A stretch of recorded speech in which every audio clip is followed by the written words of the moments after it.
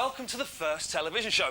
Not the first ever television show, of course, but the show where we take a look at those all-important and fairly unrepeatable first times in a top celebrity's life. Could be their first husband, their first pet, or as Victoria Beckham calls it, David. You will laugh at me, you fucks. My guest tonight is a man who, at the age of 61, has become the undisputed king of daytime TV and a role model for the nation's youth, particularly those who can't get out of bed before 12 o'clock. Recently voted number 72 in Loaded Magazine's poll of greatest living Englishmen, I've been dying to get him on the show ever since the other 71 turned us down. But seriously, since August, he's been prime time as well as daytime, and I'm delighted to say he's now on my time. Please welcome Bargain Hunt's very own David Dickinson!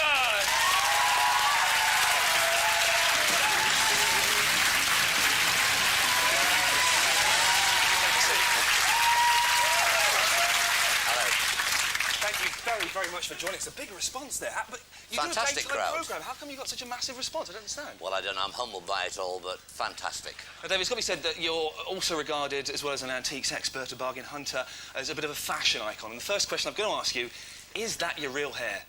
Don't leave just yet. Take a fall. It's real, ladies and gentlemen. Fantastic.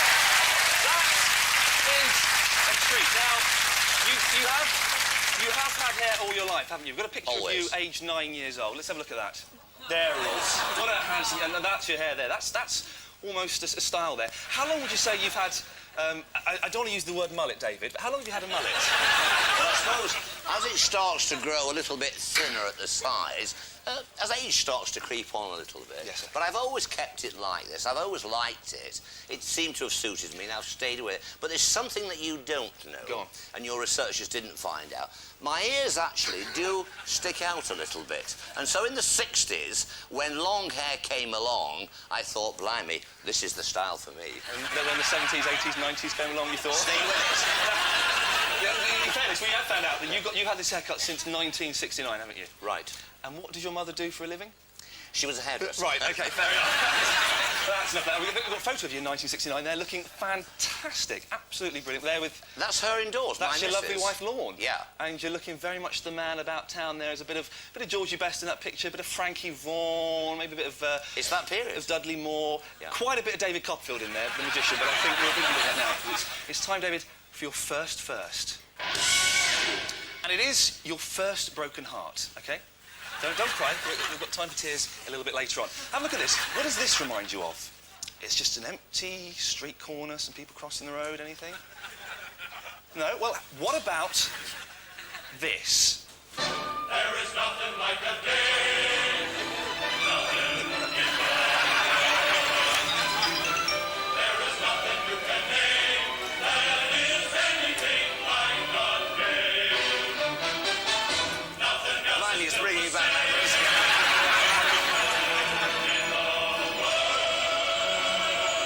As a soft and wavy frame, like the silhouette of a day.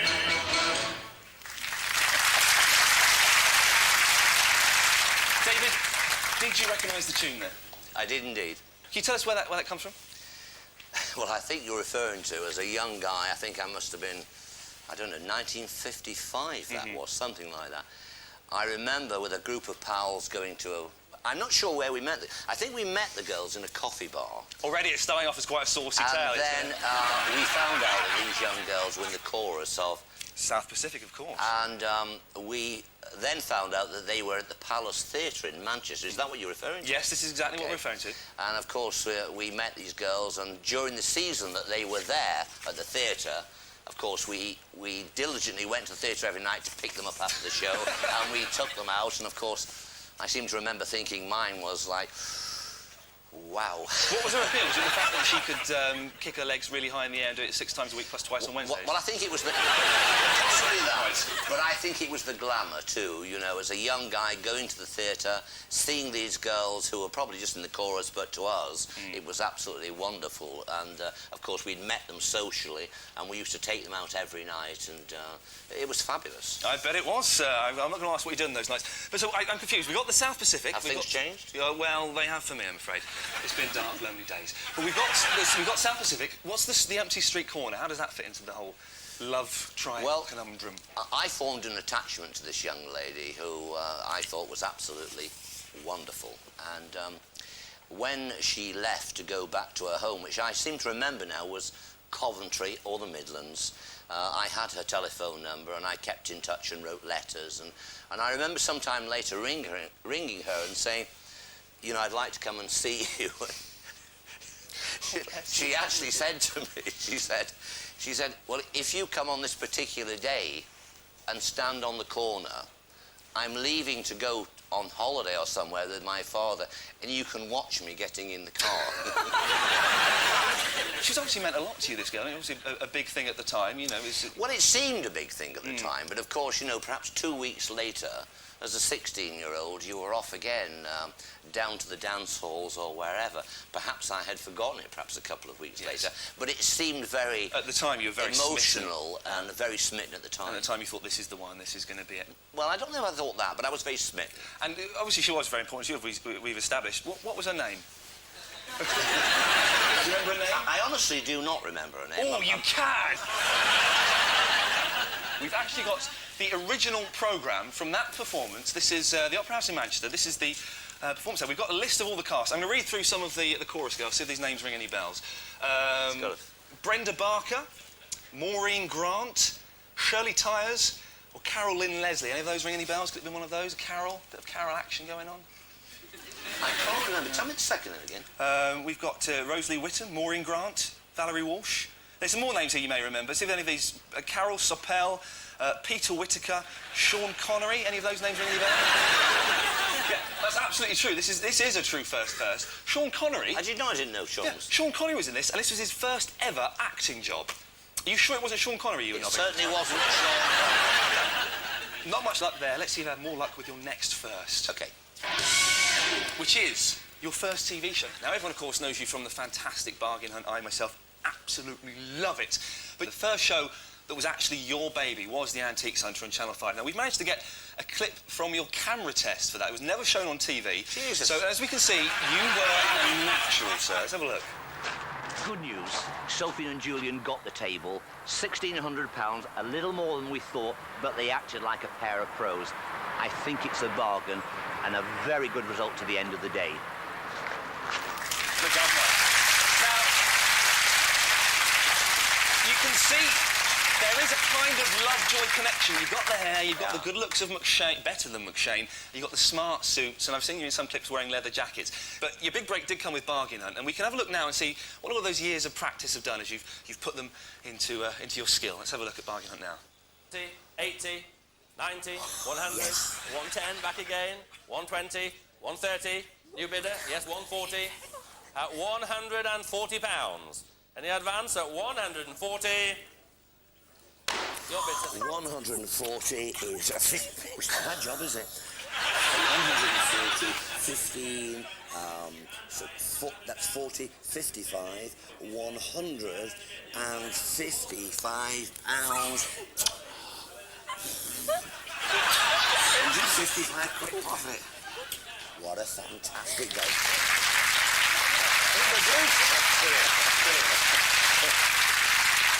Now, your catchphrase has become such a big thing that a young musical wizard has actually put them together and made your own CD single, Bargain Hunt Booty. Can you do any rapping yourself? I mean, can you rap? Well, I'm hoping to be able to do that because I was on Chris Moores' show and Shaggy was on there. So I said to Shaggy, well, you know, you're the governor. You know, I'm a bit of a rapper too. Any tips for an old boy like myself? And he said, yeah, man, I can look after you. So I'm hoping to put a record together. Look, is there any chance of you collaborating with Shaggy then? Is that a possibility? Well, it was mentioned at the time. Yeah, maybe you could probably do something better off with Ja Rule or something like that. Something a bit more hardcore. Whatever, I don't mind. I'll have a go at it. But you think you're quite good though, don't you? I don't know about think I'm quite good. I'm just game to have a go. David, let's have a listen to Bargain Hunt Booty. I'm going to give you 1 hour. I mean 1 hour, not 5 years. I'm going to give you 1 hour to get out.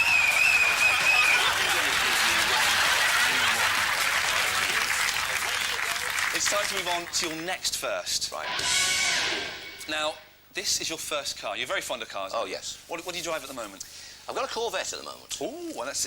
where's that? That's American, isn't it? It is American, the Corvette Stingray. I've had a couple over the years, but this new one, I like it. It drives well. It's easy to maintain. It's a good car. So you like your wheels fast, do you? That's how you like it? I don't mind them fast. And we've already mentioned, of course, that you're a trendsetter, and that was as true in 1959 as it is today. In fact, we know that you were very, very proud of your first motor. And David, we've got... Loved it to death. We've got another little treat for you tonight, and you didn't know Is you it were doing here? this. We have tracked down your very first set of wheels. You haven't seen serious? it. We haven't seen it in over 40 years, but we brought it to the studio tonight.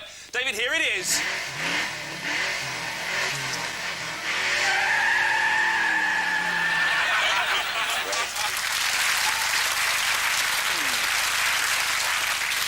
Well, what the hell is this? Well, we used to have these. As boys, as kids, we used to have these bogies, these carts, these... You had what, sir? We called them bogies or trashers or carts, and we made up these this running kit, usually with pram wheels. The better the set of wheels you had, the faster you could go. So you wanted good sets of pram wheels. It's true. And we used to go to scrap yards, and we used to try and find a broken pram to be able to get the set of wheels off it. And then we would make up out of orange boxes or wood like this, something rather like that. It looks more like a baby magnet than a babe magnet, I've got to say, David. So just talk us through this. You would build this yourself, would you? Absolutely. You'd build this, and then you'd go, rather like with a sledge, you'd go to a hill, and you would sit in one of those, you would take this, and one of the guys would push you down, and away you'd go, and you'd steer. You could get up to something like, I don't know, 9 or 10 miles an hour. Were you ever the entrepreneur, David? You didn't just make these, you used to sell these as well, didn't you? Well, I used to sell the parts. The most important part were the wheels. Right. Most boys could get hold of the orange boxes or the wood, but getting the wheels was a difficult That took a thing. skill, did it? So that took a bit of skill. Did you actually go and snatch, just if there was a mother out going into a shop and she left a pram, you just go... Not quite as desperate as that, but I would source them. I found various sources where you would have second-hand shops, Right. usually where old prams would be taken or scrap. I won't say a scrap, but more a second-hand yard. And then you would go in there and you would source these things and buy them. So, and with all the money you made from selling these, you bought a car, didn't you? Over my teenage years, I certainly made a certain amount of money, enterprisingly, of course. And I did buy a car, which was a Mini, which I thought was, as I would say, a Bobby Dazzler. It was a mean little machine. It was red. It was brand new. And I think it was about 59. But it came with odd optional extras, didn't it? Yes, you, in those days, you've got to remember, 1959, you didn't get a heater as standard. You had to pay, I've got a feeling, about 14 quid extra for a heater. And I think something like windscreen washers were extra. Really? Yeah. God, the old days were horrible. I'm so glad it's the 21st century. They weren't that bad, I'll tell you. Well, David, come down and have a look at this and just crouch down and just talk us through this. So this would be an orange crate, would it? Well, you see, you get yourself into something like that, and then you would be there like that. And then you get a couple of the guys to give you a push down a hillside. So it's all like this? Something like this, and then away.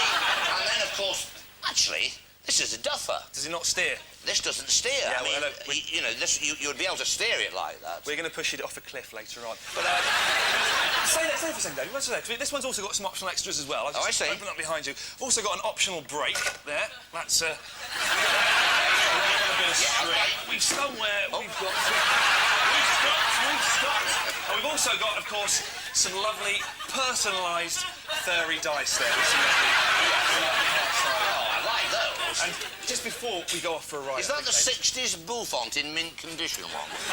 That's actually your old hair put together. We've got this as well, just for the Yes, fun of it. yeah, great. We're going to go off. Yeah, How you looking? terrific. Absolutely lovely. Tell you what, we're going off a quick run. Join us for more first in part 2. Go on, David, you first. All right, come.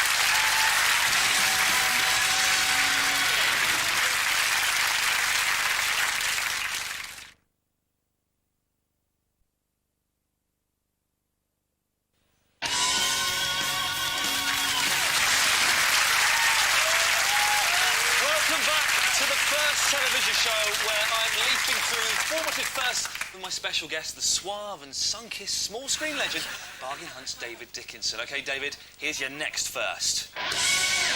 Now, your first act of rebellion. And it seems almost impossible that an out-and-out gent of your calibre and standing could be involved in such a thing, but it's true. And, David, it started rather oddly... Blimey, what are they bringing up now? with these. What the heck is going on here? I seem to remember, when I was a young guy, to have a pair of jeans was the hippest, coolest thing you could have. And I remember having a pair at Christmas, first of all, and they were a very baggy model, which was very unfashionable, and that was no good. And then I remember getting my first pair of Levi's, which were fantastic. That's kind of James Dean, you know. You had boots, you had white T-shirts, you had leather jackets. I mean... So you were inspired by the sort of rebels of that era? You had the Marlon Brando... Very much so. You got James Dean, David Dickinson. All rebels without a cause. David, you were lucky, because you found a cause, didn't you? You found the Gaiety Cinema. Tell everyone here what happened, please. Whilst you're wearing those jeans, Dickinson. In fact, I'm going to refresh your memory, because you headed off to the Gaiety Cinema in Manchester with your jeans, your white pressed T-shirt and your leather jacket. And according to the Manchester Evening News of Monday the 10th, 1956, police chase 100 in rock riots. I'll read you more, David. More than 40 youths, many with fancy hairstyles, arrived at the cinema on the back of a big lorry. And if that wasn't bad enough, there were reports at one point the word daddy-o was used. I think the word daddy-o, with the clicking of fingers, was continually used. Yeah. In fact, it wasn't even daddy-o with an I, David. It was the more aggressive dadeo with an E. According to the Manchester Daily Herald, an usherette was trampled. An usherette was trampled? Yeah, that's right, David. An usherette was trampled. Don't seem to recall that. Absolutely horrific details. I seem to remember the fire hoses going off. So there's fire hoses, there's police forming orderly queues, there's an usherette being trampled, there's mayhem and anarchy in a cinema in Manchester. And what exactly did you do? I think I was jiving in the aisle at the time. Are you sure? I'm dead sure. Are you sure? Well, Anyway, let's move on, David. Can I just make one point, though? Because it just got slightly out of hand here. About the cinema and so forth and the so-called riot. It did happen, and I was there. But I tell you, hand on heart, I was one of the kids in the aisles doing the dancing and so forth, which I thoroughly enjoyed. But I want to make it quite clear, I wasn't one of the kids doing the rioting. And I'm not condemning the kids doing the rioting. I'm just telling you that I wasn't doing that. I was having a great time doing the boogieing in the aisle. You were dancing while someone trampled on an usherette. It's time to move on to your next first. It's your first missed opportunity. Now, David, by the 1980s, you're a very successful businessman running Dickinson Howarth Antiques in Wilmslow, and an opportunity came along in the shape of a dynamic young lady, didn't it? Are you referring to the cosmetic? I'm referring to the cosmetics, yeah. This is one missed opportunity. I got to hear through somebody about this particular new type of cosmetic, and in particular, the packaging was quite revolutionary. There wasn't a fancy packaging. There was a very straightforward, basic plastic bottle. The cosmetics, the cleansers and so forth were all from natural products. And I was told by someone, this looks like it's going to be an absolute winner. We now know this huge corporation as the Body Shop. And so I made approaches and inquired about what was the franchise. And the franchise was £8,650. Wow. That included all your stock. And I have a feeling there was a shop front as well thrown in. So I acquired samples and looked at these samples, handed them round to various friends, relatives, wives, ladies around. They all looked at them and said, like, fantastic. This is an absolute winner. But then my wife said, hang on a minute, the perfume. No, I don't think the perfume's any good, David. It's a bit hippie trail. It's no good. Yeah. So I thought, So I seem to remember ringing and saying I was very interested in the franchise, but could I have it without the perfume? And I was told, no, you either have the franchise with the perfume or don't take the franchise. And what did you do? Great decision. I didn't have the franchise. David, listen, we're having a great time. We've got time for your final first, so let's move on to your final first. And it is your first record, the first record you ever bought. Well, it had to be Rock Around the Clock. Rock Around the Clock. Bill Haley in the comments. Let's have a look at the song that inspired your Manchester madness. Yeah. 1, 2, 3 o'clock, 4 o'clock, rock. 5, 6, 7 o'clock, 8 o'clock, rock. 9, 10, 11 o'clock, 12 o'clock, rock. We're going to rock around the clock tonight.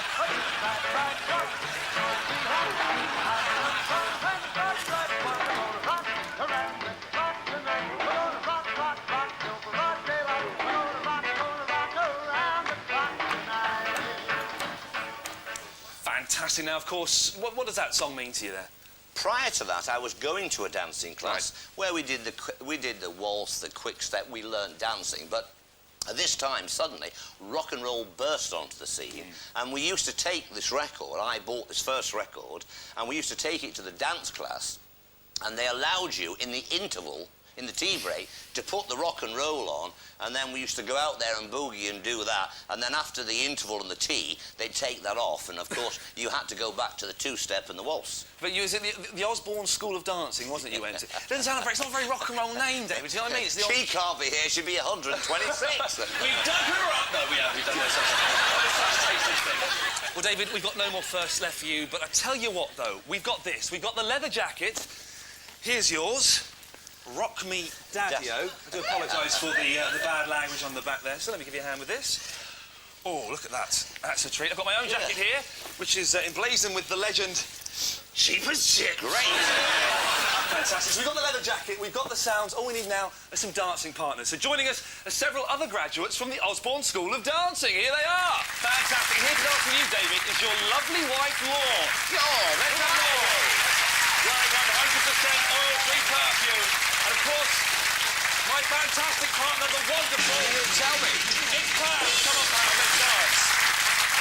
1, 2, 3 o'clock, 4 o'clock, rock. 5, 6, 7 o'clock, 8 o'clock, rock. 9, 10, 11 o'clock,